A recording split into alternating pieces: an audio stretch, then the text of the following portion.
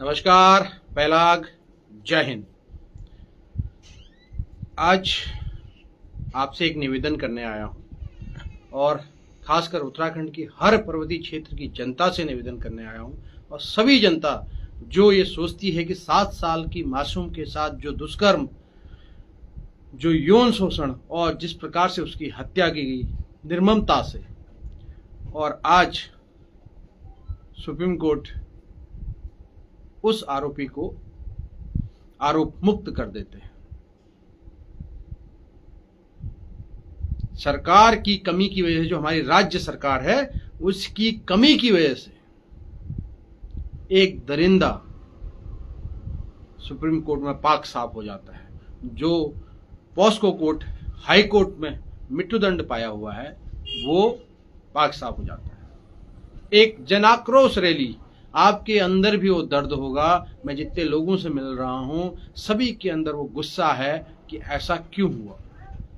लोकतांत्रिक विधि में हमारे पास एक ही तरीका होता है, आंदोलन, धरना और रैली। तो 18 सितंबर को हल्द्वानी के क्षेत्र, उसके अगल बगल क्षेत्र के रहने वाले सभी लोगों से मैं निवेदन करना चाहता हूं, आइए। 7 साल की मासूम को ये नहीं पता था कि जीवन क्या होता है, बलात्कार क्या होता है, मौत क्या होती है, दर्दनाक मौत क्या होती है। ये शर्म है हमारे राज्य सरकार के लिए कि कैसे वो व्यक्ति आरोप मुक्त हुआ। तो 18 सितंबर को दिन में 2 बजे बुद्ध पार्क, जो लोकतंत्र का मंदिर है, जहां से बड़ी बड़ी लोकतंत्र की लड़ाइयां लड़ी गई हैं, वहां पे इकट्ठा हुई है और हम ज्ञापन देंगे हमारे माननीय मुख्यमंत्री, जो संवैधानिक रूप से उस दर्जे पे बैठे हुए हैं कि इनकी रिव्यू पिटीशन सुप्रीम कोर्ट में दाखिल की जाए। जब आपने पिछले समय में देखा होगा, जो डॉग लवर हैं और जो जानवर प्रेमी हैं, उनके लिए एक सुप्रीम कोर्ट ने आदेश दिया था, तो कैसे आक्रोश फैला था। और ये आक्रोश आपने आज दिखाना है कि उस बेटी के लिए आपके मन में भी आक्रोश है। सुप्रीम कोर्ट को खुद, मैं तो माननीय सुप्रीम कोर्ट से निवेदन करूंगा, उनको खुद उस चीज पे गौर करना चाहिए और हत्यारे की रिहाई बंद करवानी चाहिए और दोबारा से खुद रिव्यू पिटीशन दाखिल करना चाहिए या खुद रिव्यू पिटीशन लेना चाहिए। आप आइए 18 सितंबर, वो आपकी भी बेटी है, वो मेरी भी बेटी है। ये तमाचा मारना है हमने सरकार के मुंह पे कि कैसे उस लायक वकील वहां पे नहीं भेज पाए, उसके परिवार को खबर नहीं कर पाए और बड़े बड़े होर्डिंग लगा रहे हैं। 16 और 17 तारीख को क्या है ये आपको भी पता है। तो ये थी मेरा आपसे निवेदन। पूरे प्रदेश में बाढ़ आई हुई है, पूरे प्रदेश में बादल फट रहे हैं, जान माल का बहुत नुकसान हुआ है। हम भगवान से प्रार्थना करते हैं कि अब बारिश बंद कर दे, हमसे भी जो भी गलती हुई है हमें माफ कर दे। और राज्य सरकार के लिए एक बहुत बड़ी चेतावनी है कि प्रकृति के साथ मत खेलो, बाहर के लोगों के हाथों की कठपुतली मत बनो, यहाँ के लोगों के लिए कार्य करो, यहाँ के लोगों के लिए विकास करो। ये देवभूमि है, उसको दानव भूमि मत बनाइए। कल देहरादून में जिस तरह से और पहाड़ में, डिडिहाट में जिस तरह से बादल फटा, पहाड़ी गिरी, लोगों की मौत हुई और जिस प्रकार से कहर दिखाई दे रहा है, वो एक चेतावनी है कि जिस प्रकार से आप लोग प्रकृति का दोहन कर रहे हैं, जिस प्रकार से गलत तरीके से आप प्रकृति के साथ खेल रहे हैं, ये कल के दिन आपके लिए बहुत नुकसानदायक होगी।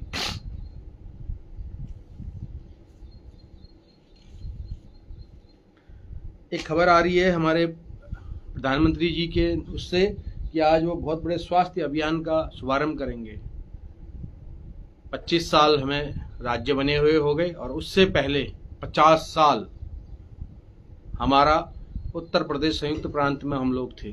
स्वास्थ्य सेवाएं उससे भी बदतर हो गई हैं। हमें जरूरत है घर घर डॉक्टर बनाने की, हमें जरूरत है घर घर इंजीनियर बनाने की, हमें जरूरत है एक पारदर्शी सरकार की। एक कांग्रेस की सरकार से तुष्ट होकर हम लोग एक संवेदना से हम भारतीय जनता पार्टी की सरकार लेके आए थे और आज वही सरकार जो है हमें बिल्कुल बर्बाद करने में तुली हुई है। बोलने की आजादी नहीं है, कहने की आजादी नहीं है, लिखने की आजादी नहीं है। पत्रकार बोल नहीं पा रहे, मीडिया को खरीदा जा रहा है। शिक्षा, स्वास्थ्य, जो बुनियादी सेवाएं हैं उनको खत्म किया जा रहा है। क्या एक तानाशाही को यहाँ पे स्थापित करने की पूरी तैयारी हो रही है कि हम सिर्फ एक सत्ता या एक व्यक्ति के ऊपर निर्भर हो जाए? बहुत सोची समझी साजिश है। हमें शिविर नहीं चाहिए, स्वास्थ्य शिविर, हमें चाहिए परमानेंट डॉक्टर मेरे गांव में, परमानेंट कंपाउंडर मेरे गांव में, सड़क चाहिए, स्वास्थ्य चाहिए, शिक्षा चाहिए, हमें चाहिए वहां पे रोजगार, ताकि हम पलायन होकर हल्द्वानी, देहरादून जैसे जगहों पे ना बैठे।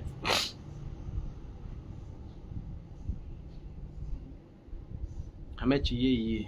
मैं निवेदन करना चाहता हूं माननीय प्रधानमंत्री जी, आप तो कहते होगे उत्तराखंड का दशक होगा, क्या ये ऐसा ही दशक होगा हमारा?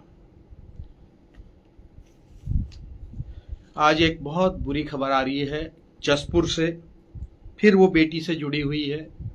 एक बेटी की निशंक हत्या कर दी गई है जब वो घर से प्रसाद लेने के जाती है और जब वापस नहीं आती है, और बलात्कार होने की संभावना है। पोस्टमार्टम के बाद स्थिति क्लियर होगी।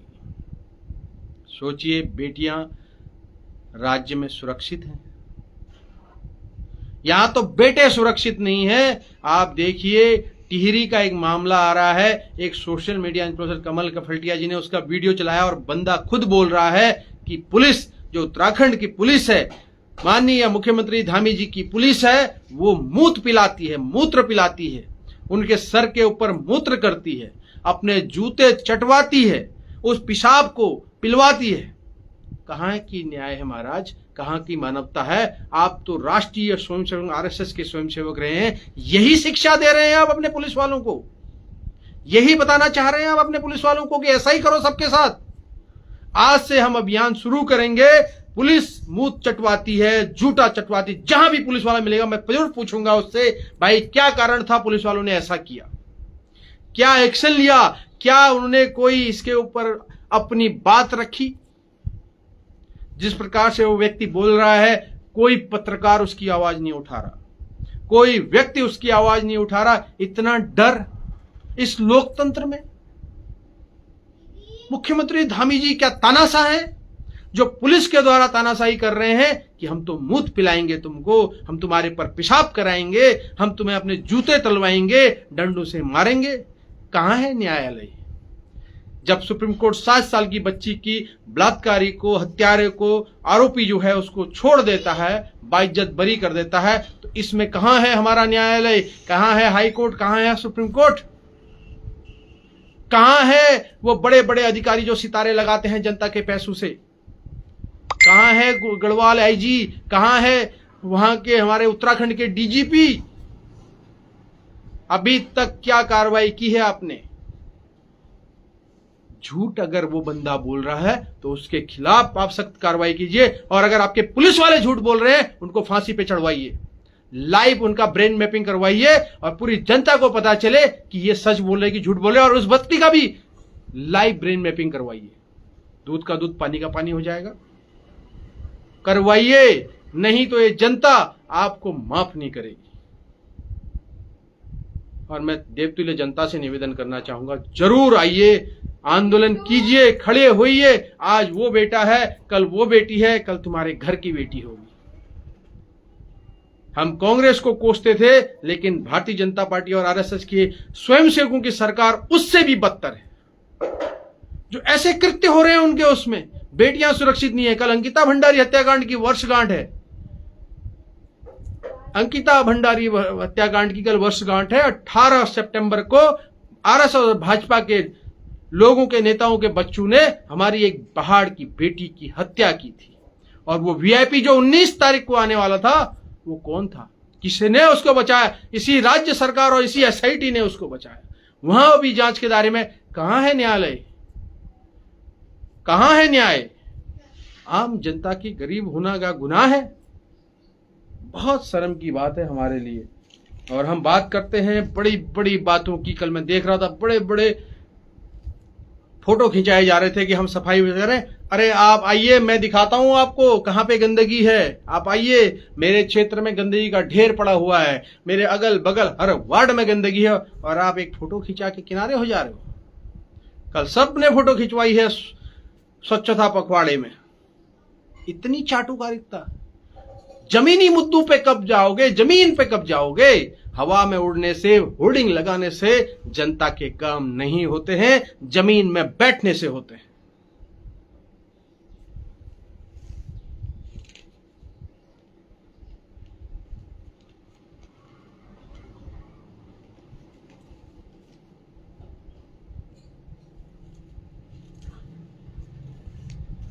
मत निकलने दीजिए अपने बच्चों को घर से बाहर, कैद करके रखिए अपने लड़कियों को घर में, क्योंकि ये राज्य सरकार आपको मैसेज दे रही है, अगर बाहर जाएगी तो चाहे वो आरएसएस के दरिंदे हो, चाहे भाजपा के हो, कांग्रेस को हो या कोई व्यक्ति हो, उनको नोचेगा, उनका बलात्कार करेगा, और उसके बाद जब आप न्याय की उम्मीद लगाओगे कोर्ट से, तो ऐसे उसको रिहा कर दिया जाएगा 11 साल, जैसे नाबालिग नन्ही सी परी के साथ हुआ।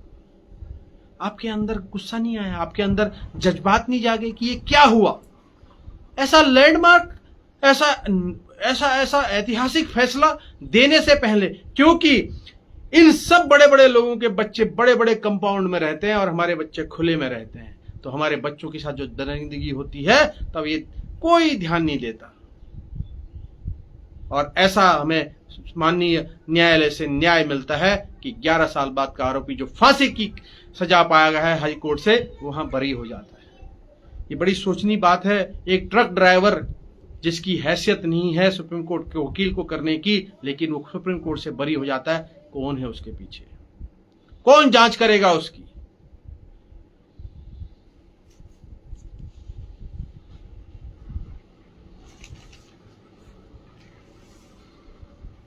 जिस प्रकार से कल डीडीहाट में पहाड़ी पूरी की पूरी मलबे में पट गई है और नीचे गिरे हुए मकान पे गिरी है, और इसमें मौत हुई है हमारे जो गृह जनपद है महिला की। बड़ा दुखद है कि राज्य सरकार उसको भी आपदा मानेगी कि नहीं मानेगी, उसको मुआवजा देगी कि नहीं देगी, क्योंकि यहाँ तो मुआवजे के लिए खेल चल रहा है। जिसकी बेटी मरती है, जिसका घर टूटता है, उसको प्रधानमंत्री मोदी से नहीं मिलाया जाता। मिलाया किसको जाता है? जो पार्टी के संगठन के लोग हैं, उनको, जिनका कम से कम नुकसान हुआ है, उनको वहां पे बैठा दिया जाता है। देखिए कैसे राग द्वेष शपथ हम लेते हैं जब संवैधानिक पद पर बैठते हैं कि सबके साथ समान व्यवहार करूंगा, लेकिन यहां पर समान व्यवहार नहीं करता और एक पटवारी, एक एलआईयू पीएमओ को चूतिया बना देता है। ये स्थिति है आज के देश में पीएमओ की। मणिपुर जाते हैं प्रधानमंत्री जी, मैं कल एक रिपोर्ट देख रहा था, भयंकर बारिश में बाई रोड जाते हैं, लेकिन उत्तराखंड आते हैं तो हेलीकॉप्टर से भी अपने क्षेत्र का विजिट नहीं कर पाते। मणिपुर में बारिश हो रही थी, एसपीजी पूरा सब कुछ देख के दिख नहीं रहा था, उसमें लिखा है कि दिख नहीं रहा था, लेकिन फिर भी गाड़ी चल रही थी। इतनी बुरी स्थिति तो उत्तराखंड की नहीं थी साहब जिस दिन आप आए थे। हाँ, ननी परी के लिए जो अभियान छेड़ेंगे करके पिथौरागढ़ में बात हुई है, वो बहुत जरूरी है। आप जागिए और खड़े होइए इस भ्रष्ट सरकार के खिलाफ, इस भ्रष्ट तंत्र के खिलाफ, और इस भ्रष्ट पुलिस के खिलाफ जो पेशाब पिलाती है, अपने जूते चटवाती है, डंडे मारती है। कहां है न्यायालय? किसकी तरफ देखें? हम तो न्याय की उम्मीद न्यायालय से करते थे। क्या न्यायालय ने संज्ञान लिया? खुद संज्ञान लिया? नहीं लिया। बड़ा दर्दनाक होता है जब ऐसी बातें सुनते हैं कि 75 साल आजाद हो गए लोकतंत्र में, और राष्ट्रीय स्वयंसेवक संघ का एक पोस्ट पढ़ रहा था, हमारे राष्ट्रीय स्वयंसेवक संघ से निकले हैं प्रधानमंत्री, बड़े बड़े मंत्री और मुख्यमंत्री। तो मैं ये भी पूछना चाहता हूं उन लोगों से जो ये पोस्ट लिख रहे हैं, ननी परी का केस किसने लड़ा? कौन थी वो भाजपा की नेता जिसके पत्नी को वकील बनाया था? क्यों अंकिता भंडारी हत्याकांड में वीआईपी का नाम उजागर नहीं हुआ? क्यों उस टिहरी के बच्चे को जो पुलिस पकड़ के लेके गई थी, उसको पेशाब पिलाया गया, उसको उसके सर पे पेशाब किया गया?